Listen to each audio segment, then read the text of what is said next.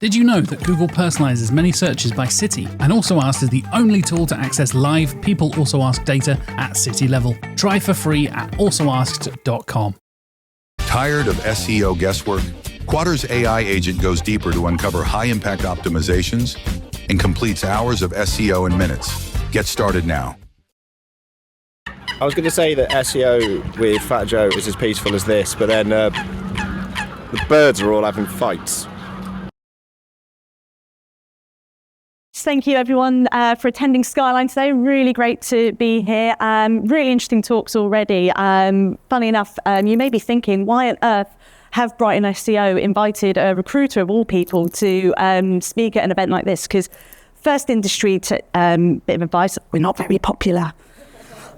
I know, that might be a bit of a surprise to you. And again, like you say, there should be some SEO regulatory things, I think similar for recruitment as well. But the reason I'm here today, I've been doing a lot of digital marketing recruitment for a while now, and most of you guys are absolutely brilliant as agencies at marketing yourselves, your services, everything you do for your clients or yourselves, but not always the best at actually promoting yourselves in your job adverts, in your marketing campaigns. And I'm here to provide a bit of insight to what simple changes you can make to get there. One thing I will say, this talk I'm about to do it's not going to, unfortunately, deter the bad people who apply. I wish there was a simple answer that could do that. I don't know if you've been in that position where you've put in a job advert. Does anyone here like run job adverts for your company at all? Done that? Yeah. So you probably get inundated with bad applicants. Unfortunately, this isn't going to help deter the bad people, but it might take all it takes is one good applicant to apply for your job for it to be a success. And I want you to remember that, okay? So I'm going to start off, just talk to you a bit about the history of job adverts. So as you can imagine, back in the old day, job adverts were very expensive. You know, they would often be seen in trade journals, only available in print media like old newspapers. And that was kind of like the history of what they were. In this day and age, they're everywhere. And digital age, it is just ridiculously easy to put out a job. So it's cheaper to publish, and now it's become a bit about quantity over quality. And this is what's a real problem. And as I mentioned, it's full at the moment, there's so many people who are not suitable for a job sitting there applying all day. And this is literally what's going on.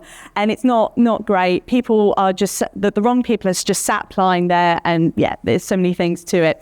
So the tricky thing is, if you are a good person who's got a job advert out there, how do you get to stand out in a crowd? The issue is now, in this digital age, our attention spans are so minimal. People can't be bothered to just sit through a job advert. They'll quickly cut the chase and they'll go look at your Glassdoor or your LinkedIn. They care more about your values. They want the job sold to them, okay? And that's what you need to be doing in your job advert. So to start at the beginning, it's about identifying why people are leaving. You know, what is it that's motivating people to want to actually leave their current position? So there was Jan Tegzer is a globally recognized talent acquisition leader, and he identified the multiple reasons why people might want to leave their current position. Some of these might be quite, common, as you can see: promotion, high salary, lack of opportunity of where they are. And you've got to think about, as an employer, what have you got to offer? What is your standout feature? Try and think of one thing that is really going to make you unique in this market and help you to stand out. So another thing we need to identify is the different types of job leavers. So these come in different categories. So the active person. An active person who's looking for a job, they've been made redundant, they're fired, they're new to the job market, whatever reason, they're spending all day, every day looking for a job, essentially. You get the people who are active they are active, but they're still in employment. They hate their job, they're trying to get out. They still have to do their day-to-day job, but they are miserable, they want out. So that is the second one. And then finally, we've got the passive candidate. So this is somebody who is reasonably happy in their job, but thinking in the back of their mind, life could be better. Maybe there is something out there. These are the people that you want to be targeting, okay? This is where your job advert could really draw in some top talent if it's targeted for somebody who is in a good position, loads to offer, but isn't actively looking. How are you going to draw their attention? So the first thing I'm going to highlight, a job spec is not a job advert, okay? That is a big misconception I think a lot of people have. And too many times I see what people think is a job advert, it's just a copy and pasted job spec, and it's just not good enough. It works differently. A job spec is a document often written by HR departments to define skills, expectations. It's meant to be used to monitor performance, reward performance. Somebody can say, my job spec is, my job title matches these expectations, I'm exceeding them, etc. It's often written by a hiring manager. A job advert has got a completely different purpose. It's to get your attention. It's a marketing focused tool. It's designed to attract talent, and it's used as an external document. So think about the two as two different entities. It's a bit like, when you read the back cover of a book, do you want to read on? That's the key difference. The purpose of the job advert, like the back of a cover, is you want to say enough so that someone is enticed and wants to read on, okay? So what we need to think about next is, where do people actually apply? Now, a lot of the time, people are applying for jobs or looking at jobs, scrolling on their phone. They might have had a bad day at work. They've probably, just thinking, could life be better? Having a quick scroll on their phone. And remember, in this day and age, the text format, they don't want to be reading loads and loads of text. It's so important to think about these things, where and when people are reading these job adverts. It's on their commute, it's late at night on their phones, scrolling at night, thinking about it. So it's really important to think about the length of your job advert. Again, like I say, if you copy and paste that job spec, people are not going to be bothered to read through all that text. People do not engage with long text in this digital age, okay? So roughly we say for a junior role, you want to be aiming between 250 to 300 words. For a more senior role, a bit more, 400 to 600. That should be what you want to be aiming for, okay? But keep it within that mark. So with a limited time span in your hands, you've got to think about, how am I going to tell everyone about what I have to offer as an employer in this word count. So the first thing to think about, I always say, is identify your facts. What are the facts about you as a business? This can't be an opinion or statement. It's something that can't be argued. Are you a small company? Are you a multinational? Are you a small digital agency? Are you a one-man band? Whatever you are, make it really clear, okay? Do not just say, we're a small team. I used to work at IBM many years ago. A small team for them would have been 200 people. If you're a small 3-band agency, say, we're a team of 3. Make it nice and clear. Identify these facts, and always, just keep it concise in that respect. Remember, it only takes one perfect candidate. Somebody is out there. If you work for a small agency, there might be one perfect candidate out there who wants to work in that environment. Just think about that. So an example I've got here, join a winning team. Okay, that's nice. That's nice. Or you could replace it with, we've just won the Carabao Cup. Anyone know who that is? The best team in the world, Newcastle United, who've just won the Carabao Cup. So that is where you can go from an opinion to a fact, okay? And that is the big difference. Identify your facts, okay? So a lot of you may be familiar with this model here, the AIDA marketing pyramid here. So starting off from awareness, interest, consideration, all the way down to a customer purchase. You're probably familiar with that. The same principles can be used in a recruitment. It's from awareness down to a single hire. That is what you're looking for. You need to take your prospective candidate on a journey.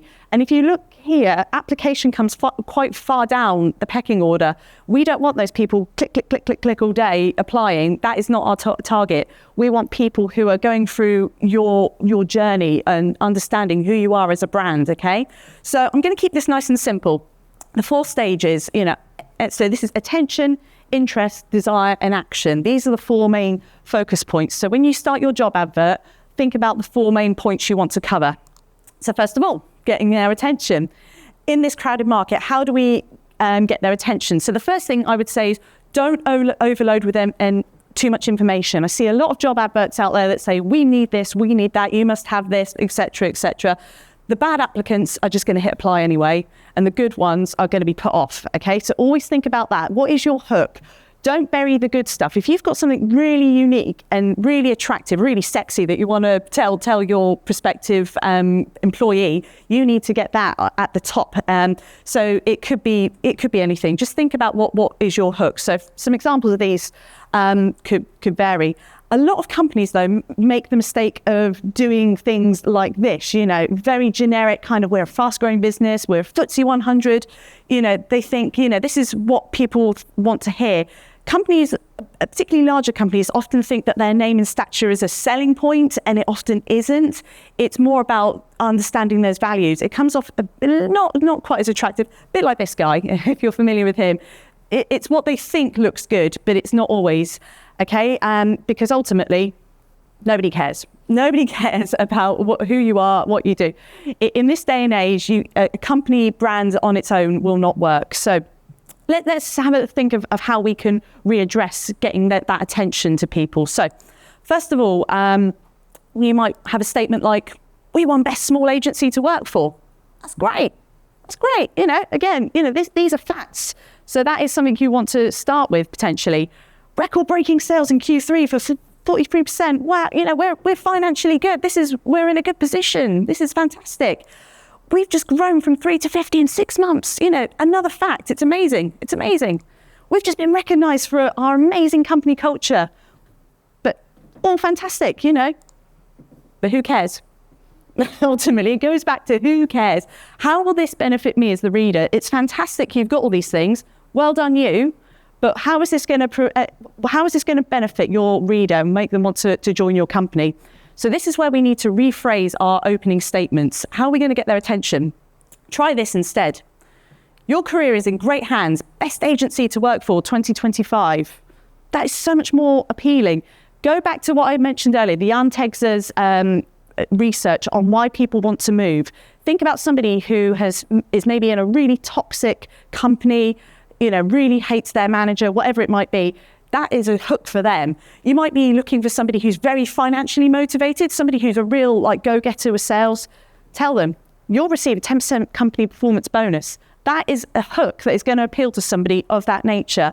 A lot of the points that people said is they want an opportunity to grow into leadership. You're growing your business, that's great, but tell them your opportunity to shape a new and growing department.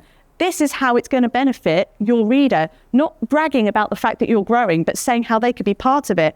And a lot of companies like to go for the flexible working approach. Tell them what you have to offer. How do you fancy a 4-day working week? I certainly do. Okay, now the key difference between our previous statement and these statements that are rewritten are the words you. You've got to think about your reader. Think about how it's going to benefit your life, what is going to change your world if you were to apply for this role. Cool. So now you've got their attention. That's the first bit covered. You've got the hook. You've told them about who you are and what you've got to offer. Now you need to take them on a journey, okay? So tell your story, okay? What is your story? What is your business? What is your brand? What's got you here? It's really key to sort of now encourage them to read on a bit more and get the story going. So a way to do this, you've got to think about the bottom-up language. Now, what I mean by that, again, don't think about we did this many, many years ago, we did this. It's got to be about you, your chance to join us as we go into the next venture. This is also a good opportunity where you want to really identify people who are or not suitable for your role. So start by thinking about statements. Is this you? What you'll be doing, where you'll be doing it, etc. For example, if you expect somebody to be committed to traveling abroad, or you expect them to, have a certain qualification, this is a good opportunity to state this out. Again, like I say, it won't deter the bad applicants. They'll hit apply anyway, but there might be one person who goes, oh, I don't really fancy traveling. I'm not up for that. But if there's somebody who is, this could be their opportunity. So think about how you're going to break down your job advert. Remember, nobody wants to read blocks of text. They want to have subheadings to understand it. Okay, so always think about the bottom-up language. So you've got them hooked. You've told them about who you are. Another thing that you need to really be mindful of is don't be too specific with your requirements. I see a lot of people that put things in their adverts like must have 2 years experience, must have 5 years experience in this. It doesn't matter. You might have somebody who's absolutely perfect, who's maybe only got 1.5 years experience, but they've read your job advert and it says must have 2 years experience. I'm not right. They probably are right. They might have achieved more in those 1.5 years than somebody who has got 2 years experience. Don't be too specific in that sense. Just tell them what they're going to be doing and what you expect of them. Again, go back to, is this you? Can you do this? Is this going to be the right thing for you? So you've told them what to expect. Now you need to think about how you channel them to carry on reading. They know what the job is, you've caught their attention, and you've told them about your company. You now really want them to apply for this role. You need to focus writing in a tone that they want this job so badly. So a next factor that we got to think about is how we turn features into benefits. So you're going to have various facts about your role, features that you've identified for your desired audience. So how do we turn those into benefits? So, for example, you could, going back to somebody who might be financially motivated, you could say something like, your success will be recognised with uncapped commission. It could be something like, finally, your opportunity to work abroad. Going back, this could be somebody who is expected to travel, but you've got to turn it into a benefit. Some people, the idea of traveling or working, slogging your guts off to earn loads of money, it puts them off. For example, you might have somebody who you want to be academic. You want somebody who wants to be driven to be the best they can be in your agency. You want them earn while you learn as we pay for your masters. Whatever it could be, this is, again, another hook that you want to sell. Another one that I always like to say, if anyone's got a fully remote operating setup, and you want to showcase this, because there might be somebody there who wants to go into the office. But if you're looking for somebody who wants to work from home, make it clear. We have no office. Fully remote means fully remote. There's all these hooks that you can try to make sure that your features about your role, whatever it is you're offering, turn it into a benefit. Because for the right candidate, and remember, it only takes one candidate to make the job advert a success for this to work. Think about what your features are, how this would benefit your reader, and to make it stand out in this market. Okay, it's really difficult to make sure it's really clear what your intent and purpose is. Okay, so you've gone through all that. You've gone through the process of getting their attention, telling them what the job's about, keeping their interest, maintaining it, they're at the point that they think this job sounds incredible. They can't miss this opportunity. So there's a call of action. You need them to apply. And now, again, this is where people can really, you've gone through all this, you've got the perfect candidate in mind. And if you make it too difficult, too complicated for them to apply, there's loads of forms, etc., whatever it is, you've got to minimize the steps for the application process. And this is, think about a lot of you might work in UX and, think about that user experience. It goes with the application process. If somebody's read through all of this and gone, this sounds amazing, look at your application process and think, oh, no, I can't be dealing with that. I've got to do this, that, what? No, it will put people off. Remember, it only takes one good candidate, and the bad candidates probably won't have read that they have to do a 20-minute presentation in their first interview. They will just hit apply and then they won't do it anyway. So you've got to make it nice and simple for someone to hit apply, and so that the interview process is seamless. Okay, so to close it off, the best thing I would say in this kind, to keep it really simple, imagine you're just in a bar. You've got your perfect candidate sat at the bar. You're going up to them and telling them in a really friendly way, why they should come and work for you. So imagine, for example, you have a kind of an office culture that's a bit loud, a bit boisterous, a bit, you swear, you joke, you crack. Try and convey that with the person, because there's no point if they are not that kind of person. It's going to be like a polar bear in a desert. If they're not going to fit and tie in with your agency culture, you might as well try and deter them away now. Okay, it's really important to however you want to be represented, keep it in with the tone and language of your job advert. It's so important. If you're looking for somebody quiet and introverted, make that nice and clear. We're a nice low-key environment, or we're loud-mouthed and dirty. Whatever you are, showcase it in your job advert. You don't want to get somebody started in your role only for them to think this is awful and leave. Okay, so start with the job advert. finally, for the SEOs in the room, another word, we need to cut the buzzwords, guys. Too many people like to decorate the job adverts with phrases like ninja and wizard and Jedi, all this. Because guess what? People don't say, oh, I'm looking for an SEO ninja role. They don't search it, funny enough. Remember, most people search for their job adverts on Google as a starting point. They will put in their job title, their location, and what they're looking for. And less than 10% of the people that actually search these terms actually go on to apply. So really think about that. Only less than 10% of people who actually search a role go on to apply for it. So you've got to think about how you're going to encourage them to go through this process. I've been working digital marketing recruitment for a long while now, and it's so much to convey in 20 minutes. If you're not sure if your job advert's up to scratch, I'm offering a free job advert review, a job advert MOT for anyone who would like me to have a look at there's a QR code that wants to have a look at their job advert, see if you're doing the right job. If you're hitting your target market, then great.